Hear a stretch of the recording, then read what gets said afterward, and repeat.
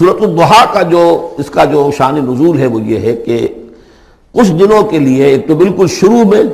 جو رک گئی تھی فترت وحی، اس کے علاوہ پھر ایک موقع آیا ہے کہ کچھ عرصے کے لیے بہت دن گزر گئے حضرت جبرائیل نہیں آئے، اور آپ کے اوپر ایک شدید قسم کی جو ہے وہ پریشانی طاری ہو گئی۔ کچھ لوگوں نے بھی طعنہ دینا شروع کر دیا، کچھ عرصے سے محمد تم نے کوئی نئی وحی نہیں سنائی، کیا ہوا تمہارا شیطان کیا چلا گیا بس اب؟ کوئی ایسا بھی بتایا گیا کہ ایک دفعہ کئی راتوں تک آپ رات کو اٹھے نہیں، تو کہا وہ تمہارا شیطان تمہیں چھوڑ گیا ہے۔ کوئی ساتھ کے رہنے والی عورت جو تھی کہ رات میں نے سنی نہیں تمہاری کوئی پڑھنے کی جو تم پڑھا کرتے تھے، شاید شیطان تمہیں چھوڑ گیا ہے۔ خود آپ کو جس قدر ایک اشتیاق رہتا تھا کہ وہی آئے اور آپ کی وہ روح کو جو ہے مزید اور غذا اور تر و تازگی جو ہے وہ مسلسل ملتی رہے، اس کی وجہ سے یہاں تک آتا ہے کہ حضور فرماتے ہیں کہ اس درجے میں رنج اور غم میں تھا کہ میں سوچتا بربنائے طبع بشری، اس درجے حضور کے اوپر جو ہے یہ شاخ گزر رہا تھا کہ وہی کیسے بند ہو گئی، اور اس میں یہ بھی تھا کہ اللہ ناراض تو نہیں ہو گیا، کیا مجھ سے کوئی خطا تو ایسی نہیں ہو گئی، یہ سبب کیا ہوا ہے؟ یہ ہے وہ کیفیت کہ جس کے اندر یہ آیتیں نازل ہو رہی ہیں۔ اور اب آپ اس کو سمجھ لیجئے کہ اس کا نفسیاتی اور انسان کی باطنی کیفیات کے ساتھ کیا تعلق ہے۔ انسان پر دو طرح کی کیفیات طاری ہوتی رہتی ہیں، جیسے میں نے پہلے ایک دفعہ آپ کو بتایا صدیق اور شہید کے درمیان جو فرق ہے بنیادی، کہ کچھ بنیادی طور پر لوگ ایکسٹروورٹس ہوتے ہیں، کچھ بنیادی طور پر انٹروورٹس ہوتے ہیں۔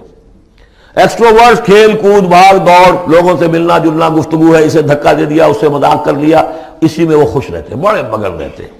تنہائی انہیں کاٹ کھانے کو دوڑتی ہے۔ اور ایک انٹروورٹس ہوتے ہیں کہ وہ مجلس وغیرہ کو نہیں ہوتا، اپنے تنہائی میں کہیں بیٹھے ہیں، غور و فکر کر رہے ہیں، سوچ بچار کر رہے ہیں، انہیں وہ مجلس سے زیادہ اپنا گوشہ تنہائی جو ہے وہ زیادہ عزیز ہوتا ہے۔ تو یہ دو مزاج اللہ نے بنائے ہیں۔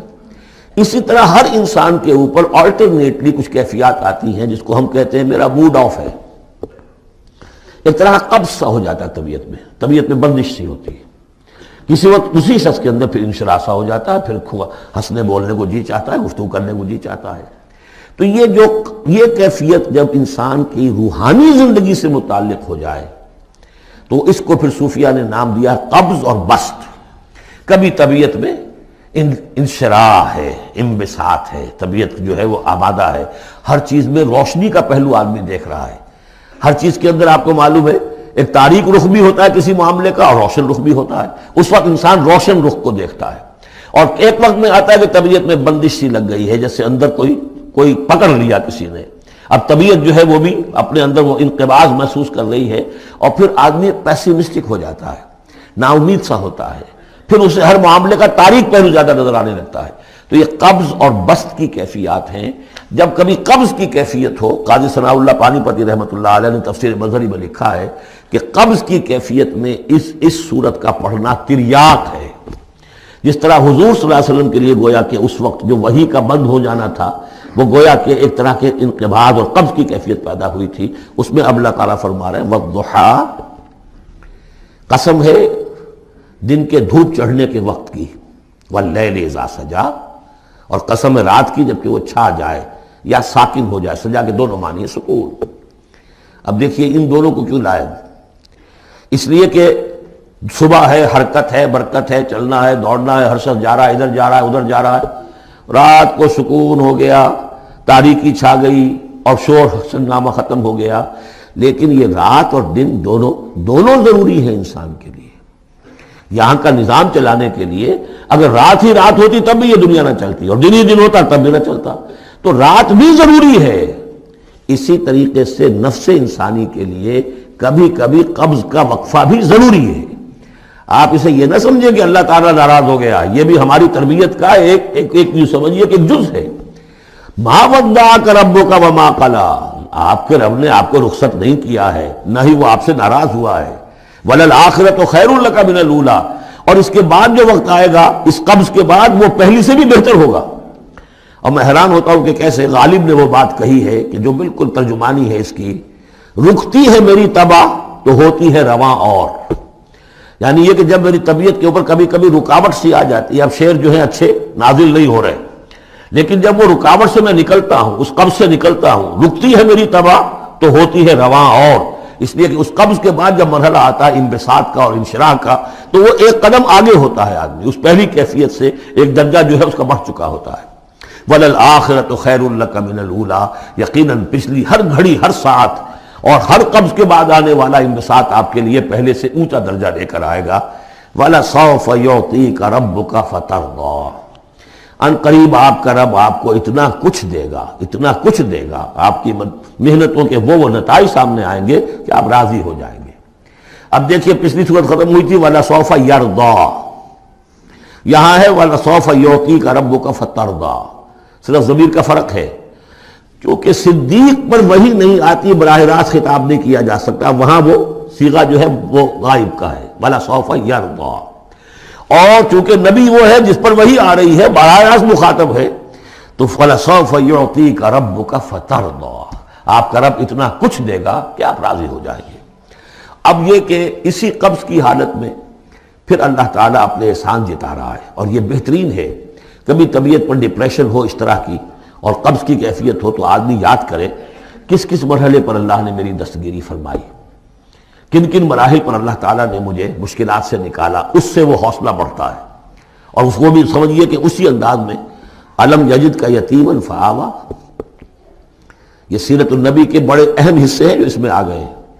آپ کی پیدائش یتیمی میں، پوسٹیومس چائلڈ، باپ تو پہلے ہی فوت ہو چکا ہے، 6 سال کی عمر میں والدہ گئی، 8 سال کی عمر میں دادا گئے، اور وہ یعنی جو آپ نے دیکھا ہے ابتدائی زمانہ زندگی کا تو وہ یتیمی کا۔ علم یجد کا یتیماً فآویٰ، کیا اس نے اے محمد آپ کو نہ پایا کہ آپ یتیم تھے، پھر پناہ دی، آپ کے لیے بندوبست کیا، دادا کے دل میں جو شفقت ڈالی، پھر آپ کے تایا زبیر کے دل میں جو شفقت ڈالی۔ عبد المطلب کے بعد فوراً ابو طالب کا نام آتا ہے، حالانکہ یہ غلط ہے تاریخی اعتبار سے۔ عبد المطلب کے بعد کافی عرصے تک زبیر جو آپ کے تایا تھے وہ سرپرست تھے، پھر ان کے انتقال کے بعد ابو طالب کا معاملہ آیا ہے، لیکن ان کو بیچ میں سے غائب کر دیا گیا ہے۔ بہرحال اللہ تعالیٰ جو بھی کسی کے دل میں ڈالتا ہے، آخر ابو طالب کے دل میں محبت ڈالی تو کس نے ڈالی؟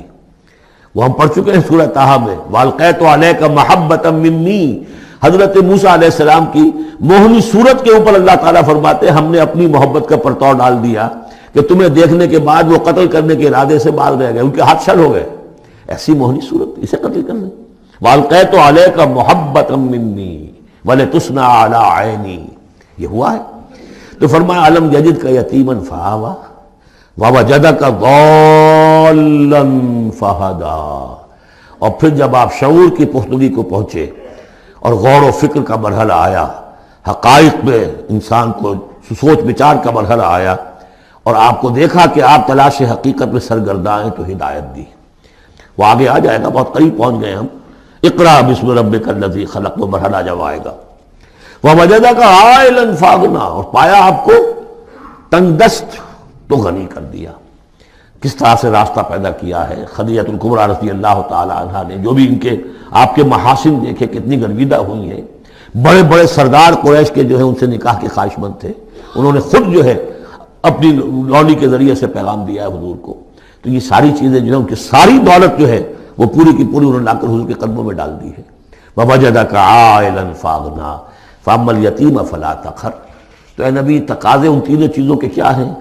ہم نے آپ کو یتیم پایا، پناہ دی، اب آپ بھی یتیم کے سرپرستی کیجئے، کسی یتیم کو اس کے اوپر کوئی جبر نہ ہو، سختی نہ ہو۔